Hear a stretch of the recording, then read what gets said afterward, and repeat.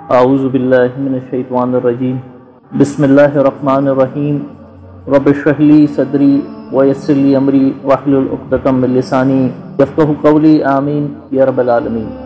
اس دنیا میں رہتے ہوئے ہم تمام لوگوں کی یہ خواہش ہوتی ہے ہمیں ہر چیز اچھے سے اچھی میسر ہو، ہمارے تعلقات اچھے لوگوں سے ہوں، ہماری وابستگی اچھے خاندان سے ہو، ہمارا کام کاروبار بہت اچھا ہو، کسی ادارے میں ہم نوکری کر رہے ہیں تو وہ ادارہ سب سے اچھا ہو، جس ادارے سے ہم تعلیم حاصل کر رہے ہیں وہ تعلیمی ادارہ سب سے اچھا ہو، اور ان ساری چیزوں کے لیے یعنی اچھے سے اچھا پانے کے لیے ہم اپنی بھرپور کوشش کرتے ہیں، اور یہ کوشش انسان کی پیدائش کے ساتھ شروع ہو جاتی ہے۔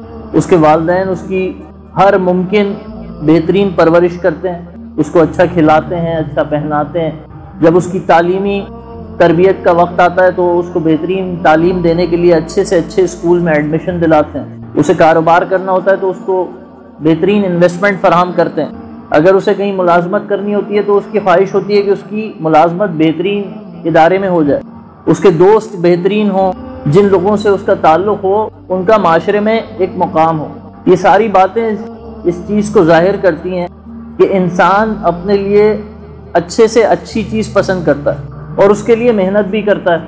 اللہ تعالیٰ نے محض اپنے فضل و کرم سے ہمیں سب سے بہترین دولت بن مانگے عطا فرما دی، یعنی ایمان کی دولت، جس کے لیے نہ ہم نے اللہ تعالیٰ سے کوئی درخواست کی، جس کے لیے نہ ہم نے کوئی محنت کی، نہ کوئی کوشش کی، نہ کوئی پیسے خرچ کیے، اور نہ ایمان حاصل ہونے سے پہلے کوئی عمل کیا۔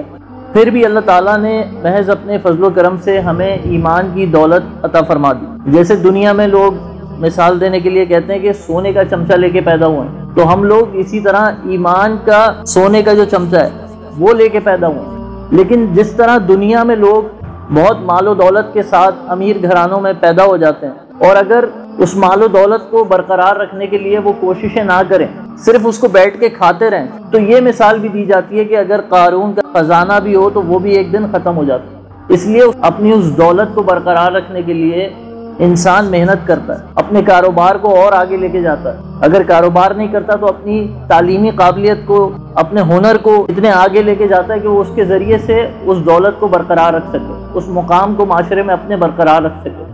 بالکل اسی طرح اللہ تعالیٰ نے ہمیں ایمان کی دولت عطا فرما دی بن مانگے، اور ہمیں مسلمان گھرانوں میں پیدا کر دیا۔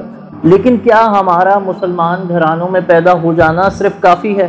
کیا ہمارے ناموں کا صرف مسلمانوں والے نام ہونا کافی ہے؟ یہ ایمان کی دولت جو اللہ تعالیٰ نے ہمیں عطا فرمائی ہے، ہمیں اس دولت کو برقرار رکھنا ہے، اور اس دولت کو برقرار رکھنے کے لیے وہ محنت کرنی ہے جو ہمیں آپ صلی اللہ علیہ وسلم کی سیرت طیبہ کی شکل میں ملتی ہے، جس کی مثال ہمارے سامنے آپ صلی اللہ علیہ وسلم کی سنتوں کی شکل میں موجود ہے۔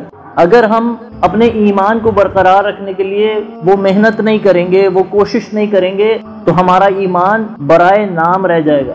یہ ایمان کی دولت ہم سے جاتی رہے گی اور اس کا ہمیں اندازہ بھی نہیں ہوگا۔ صرف جس طرح اگر کسی بچے کا ایک بہترین اسکول میں ایڈمیشن کرا دیا جائے، اس کو کتابیں بھی دلا دی جائیں، وہ اسکول جانا بھی شروع کر دے، لیکن وہ ان تمام چیزوں کے باوجود وہاں جا کے پڑھائی نہ کرے، تو کیا نتیجہ برآمد ہوگا؟ وہ سال کے آخر میں امتحان میں فیل ہو جائے گا۔ ایک مریض اپنے مرض کے لیے بہترین ڈاکٹر کے پاس جائے، اس کے مرض کی تشخیص کی جائے، اس مرض کو ٹھیک کرنے کے لیے اسے دوا دی جائے، وہ دوا وہ خرید بھی لے لیکن کھائے نہیں، تو کیا نتیجہ برآمد ہوگا؟ اس کا مرض ٹھیک ہونے کے بجائے اور بڑھ جائے۔